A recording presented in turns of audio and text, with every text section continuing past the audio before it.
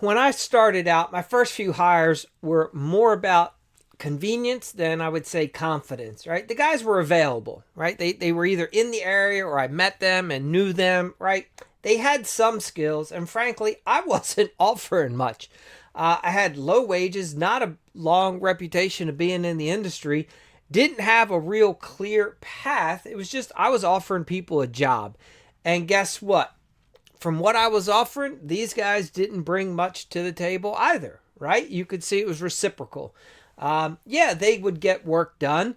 At times it was good, and at times it was less than good. I would even say it was sloppy, right? And I'm doing the best that I can, and I'm frustrated, right? Because managing them was keeping me from getting other things done, and I thought that hiring them was going to help me get more done. But the issue was, as they would get things done faster, they would need me to help them get more going, right? So you could see what ends up happening. And I see this cycle a lot with other guys. So here are these guys, I've hired my new guys, and as mediocre as they were, they taught me what I didn't even know that I didn't know, right? Each mistake that I was making along the line, whether it was not having a schedule planned out far enough in advance, missing a deadline, not specifying how I wanted the final result and how they should go about doing it because I didn't have the time to train them or teach them. It showed me multiple times how I was just dropping the ball left and right? I found myself recognizing that I was lazy. I thought it was going to be easy to hire people to get work done. But without a proper structure and without me leading with a proper vision, my team was set up to fail, right? Those early guys, yes, ultimately they helped me grow, but it was one painful lesson after another until I finally started recognizing how to put in some systems and processes to where I could attract better talent, better carpenters and project managers. And the irony is the better guys that I eventually was able to hire, they never would have wanted to work for me when I started in the beginning, right out of the gate. So if you find yourself stuck, recognize that most likely it's because right now you suck. And yes, things are going to suck because you suck. The goal is for you to learn how to make your business and you suck less so that over time you can attract better quality people. That's how you build something that is worthwhile and others want to join.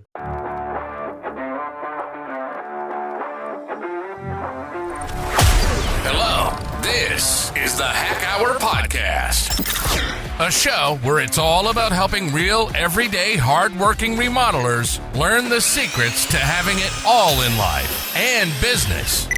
And now, here's your host, Mike Menges. Welcome to the Hack Hour Podcast. We got episode 63, and this is the place where remodelers like yourself can get some of the gritty truth, right? To make every job, and in this situation, we're talking every hire, become profitable. I'm Mike Menges. I'm a longtime remodeler, and I'm the host of this podcast and the founder of the Remodeling Academy and recent author of Remodelers Get Paid to Estimate. So anyhow, look, today we're tackling this so-called employee shortage that's got contractors across the country sweating it. And here's the thing. In 2025, there isn't an employee shortage, right? And it doesn't have to be your problem.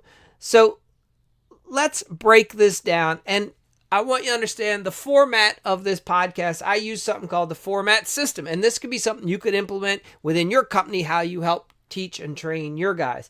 So we go over in a process where I talk about the why, the what, the how, the what if. So I welcome you, and let's get into how you can turn these labor shortages, quote unquote, into your superpower, right? So that you build that unicorn of a remodeling company that the great workers, that like they should start showing up at your door begging you to hire them so they could come work for a company like yours.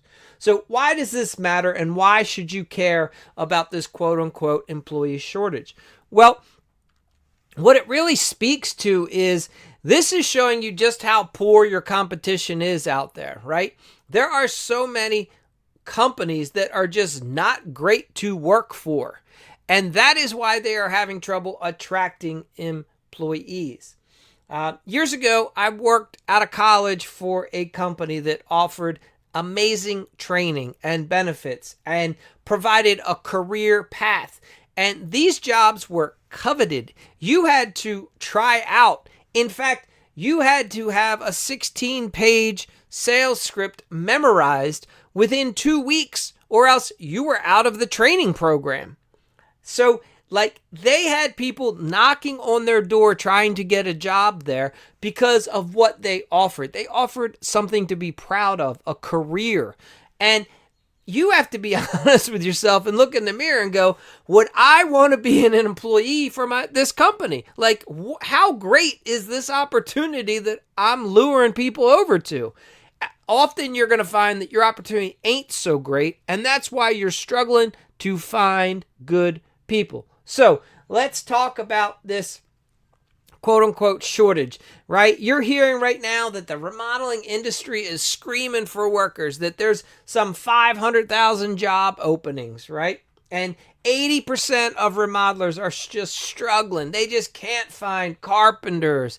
They can't find laborers, you name it. So the reality is that lazy, terrible companies, right? Ones with toxic and bad bosses, right? Low paying, no training. These guys are getting crushed, as they should, right? Their workers are quitting and not showing up because there's other gigs out there that pay much better and offer at least a glimmer of hope. So, and it could be something as silly as there's guys taking warehouse jobs over wanting to work in a remodeling job site. And it doesn't have to be that way. So here's the flip side to all this. There are great companies specifically in the remodeling industry to work for out there. They have some amazing cultures that they've established. They offer a solid package, like a good wage, and there's a path to growth within the company, right? And these companies, they actually can't hire all the people that want to come work for them because they seem to right now not even be able to grow fast enough. And that's another issue, right? Sometimes there's things on the back end that are affecting these guys. But when you set up the proper culture, there will be workers coming to want to work for you because great workers, hardworking, smart, eager to learn. These people are out there and they are desperate for a great place to work. They are looking for that quote unquote unicorn company that treats them right. See, the shortage isn't workers. Get that out of your head. The shortage is great companies and careers to go get into, right places to work for. So when you recognize this and you care about this, you recognize that you can build a company that means something, is that you'll never have to stress and worry about finding great talent. If you offer an amazing opportunity, you will always have people knocking on your door. Think about that for a minute.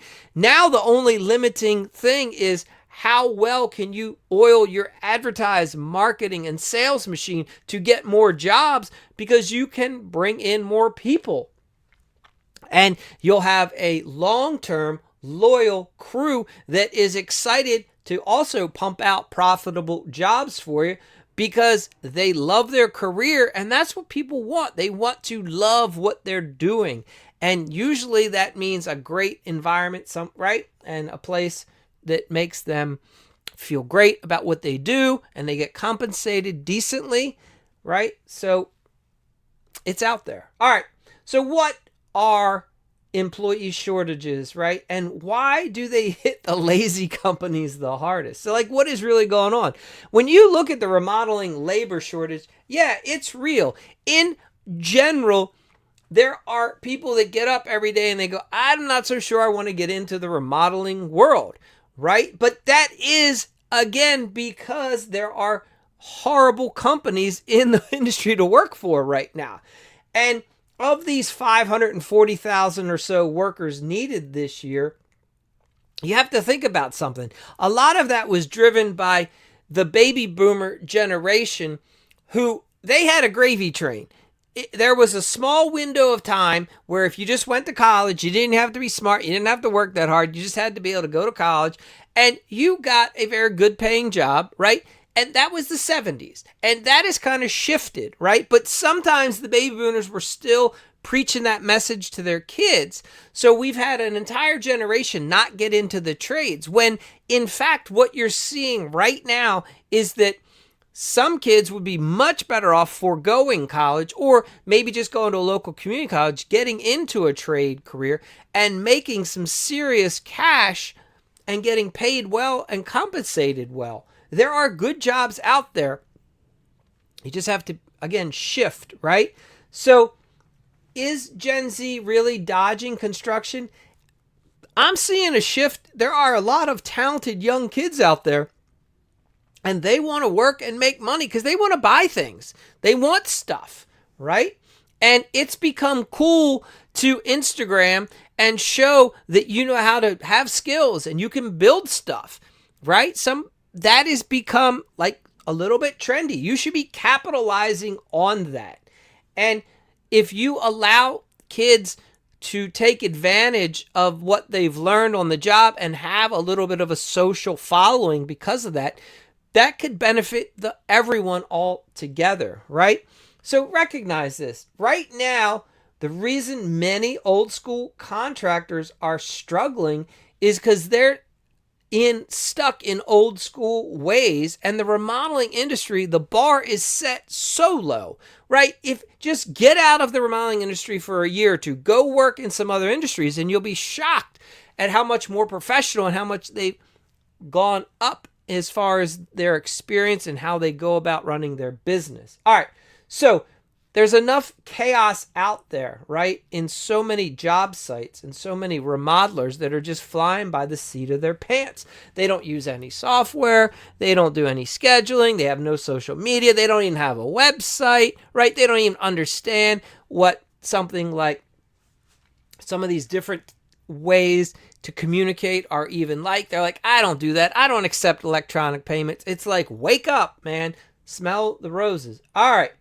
So there are some unicorn companies out there, and these guys are really flourishing right now, right? They are growing year after year, and you could be one of the companies that's doing that.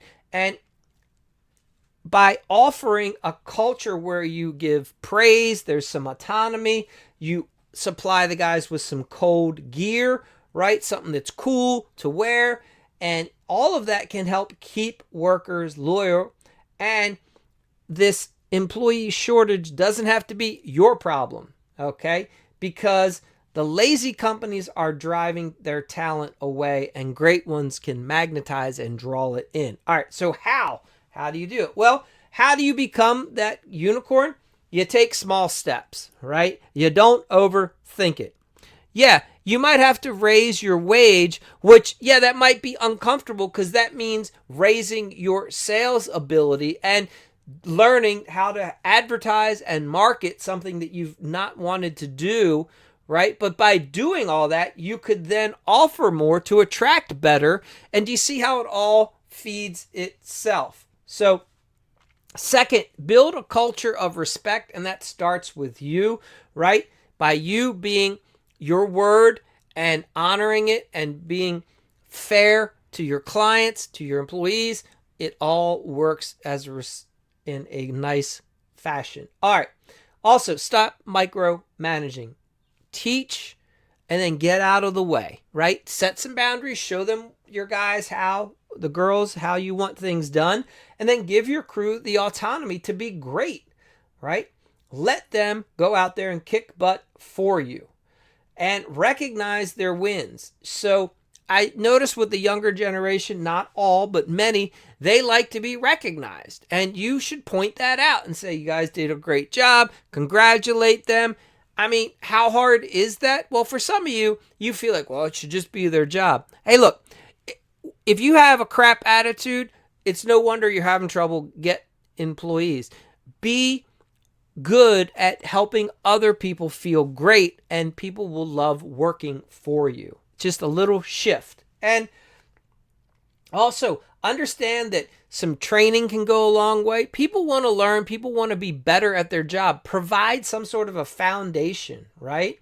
And use some tools to stay up to date, stay organized, figure out a good way for your company to communicate. All right. I'm not going to get into specific software programs that you should be using, but you adapt some technology. And some of these younger employees, maybe they can help set it up for you and get you on the road. All right. And also learn to recruit a little bit better. Look at how can you attract the great people, maybe it's offering some sort of a bonus to sign on. Maybe you set them up with some tools, right? Maybe you purchase a couple $100 worth of nice set of brand name good tools that are theirs, right? As long as they stay with you for X amount of time, they get to keep the whole package, right? Little investments like that will go a long way. Trust me, if you were to give a new guy like $1,000, have him go to the local store and you set him up and say, this is all yours. You get to keep all of it. You just have to work here for X amount of time and get favorable, performance reviews. I mean, it's so easy. Sometimes I shake my head because I'm like, how many people don't know this? All right. So yes, at times things are challenging, right? And yes, things take effort. And you have to do one thing at a time, but you'll recognize that by and large, you are totally capable of doing this. And when you go from being lazy to striving to be legendary, that's when you start attracting the workers, and they're out there. Believe me, there's a lot of people that hate their current gig. They like the industry, or they want to get into an industry, and they're just looking for that great unicorn company to work for. So what if you decide today that you're going to become that unicorn company, right? Here's the exciting part. What if you pulled it off? Imagine having 3 more top-notch crews of carpenters, installers, project managers, salespeople, right? What if you attracted the top talent in the local area from a lot of your competitors, and they all came to work for you? You could build the dream team almost overnight in some respects, right? And it would propel you to have to go out and get more work. And a lot of the way you could get those jobs is bragging about how great your staff is, explaining and informing the homeowner. Say, look, Mr. and Miss Smith, 6 months ago, the company was this and that, but you should see the guys that we have working for us now. Our team is amazing. They are stellar. It's shocking how great we are. And I want you to experience the best that the industry has to offer. And we are the best that the industry has to offer in our local market. It'd be silly not to hire us, right? Like, have a candid conversation and let the potential employees have them, the clients, get to know your staff. Put them up on your social media, right? Have a good presence. And I call it faming them. Make your team known and how great they are. So, look, once you get a stable team, you can book solid through the next several months, and you'll be hitting those profits that seemed so far away because you've multiplied your effort, right? And what you can get done. So, is this hard? Yes. And can you do it? Absolutely, right? It takes work. You're going to have to rewrite some job descriptions. You're going to have to put in some time training people. And you can do all of that. Look for opportunities from vendors. A lot of vendors will come out on site and train your team on how to properly install their product. These sales reps for a lot of your bigger products are bored. Like, they would welcome the opportunity to come out to a job site and show your guys how to install this product, that product. Give the guys some free swag, right? Take advantage of these. Do these once a month, every other week. I don't know. It depends on what industry you're in, but take advantage of these opportunities and get your team fired up about being great. So what if you were to embrace this kind of an attitude and a grind, right? You could build that company culture that, again, isn't just about trying to survive the shortage, but it's like we are the company to come work for. And look, right now, it might be a year before you could work for us because we're still building up internal systems to handle all the demand of all the employees that want to work for us, right? Imagine that. And what if that becomes your problem?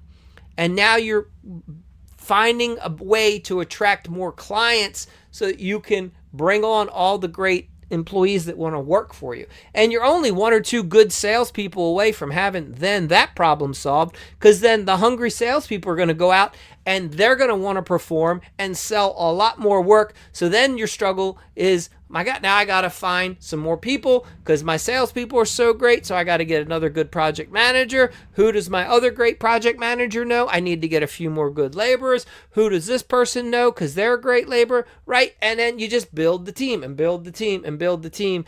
And then you build the systems to manage the influx of all the new work. And that's how you go a little bit each year and get better and better. So it's out there, okay? And if you're the one going around saying it's not, you're living in your own crazy space because it's totally out there. So you choose. Where do you want to live? All right. If you haven't found a copy of the Remodelers Get Paid to Estimate book, please go on over to our site and get yourself a copy. And if you haven't taken advantage of the 5-day Remodeler Challenge, get yourself in there. All right. We'd love to have you learning how to get paid to estimate. It's what new remodelers do, right? This isn't your old grandfather's remodeling business where you do everything for free. Nowadays, you are a highly sought after specialist and trained expert. All right. So thank you for watching another episode of the Hack Hour podcast. Like the episode, subscribe to the channel. We would love to have you back for the next one. Make and leave us any comment. Whatever's on your mind, drop it in there. I dare you, challenge you. All right. So stay out there, stay busy. And remember, if you suck less and you build better, you will make your company the one that everybody wants to join. And who doesn't want that? All right. Get out there. Remember, your success, it's out there. It's ready for you. Again, the question is, are you ready to go get it for yourself? Take care. Thank you for listening to the Hack Hour podcast. It would be awesome if you would leave us a quick review on iTunes. To further your remodeling success, go to remodelingriches.com.